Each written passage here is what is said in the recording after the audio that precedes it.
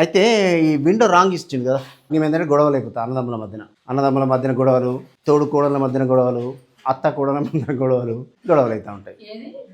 ఈ కిటికీ వల్ల కొంచెం అటు జరపాల. లేదంటే ఇక్కడ నుంచి ఇక్కడ వరకు సిల్వర్ పట్టి 1-2 ఇంచుది సిల్వర్ పట్టి ఇట్లా స్టైల్గా పెట్టుకోవచ్చు, ఏదైనా చేసుకోవచ్చు, లేకపోతే అల్యూమినియంతోనే పెట్టుకోవచ్చు. నార్త్ వెస్ట్లో ప్రాపర్టీ డాక్యుమెంట్స్ అన్నీ పెట్టుకోండి, సెల్ అయిపోతుంది. ఎప్పుడు ఇలాగే కలిసి ఉండాలి.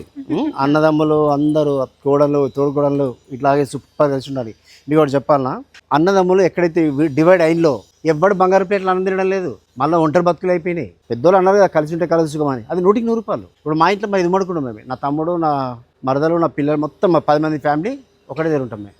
కలిసి ఉంటేనే బాగుంటుంది. కష్టాలు సుఖాలు మనస్పర్ధలు అయితే అందరూ మీ దూరం ఉన్నవి వస్తాయి, వేరు ఉన్నా కూడా తప్పే వస్తాయి. ఒకరు నిందలు ఒకరు చేసుకుంటారు, ఇంట్లో ఉన్నా చేసుకుంటారు, బయట ఉన్నా చేసుకుంటారు.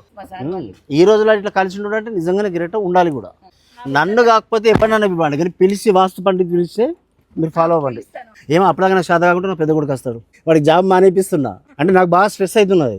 జాబ్ మానేసి వచ్చాను బ్యాంకులో, ఐసిఐసి బ్యాంకులో డిప్యూటీ మేనేజర్.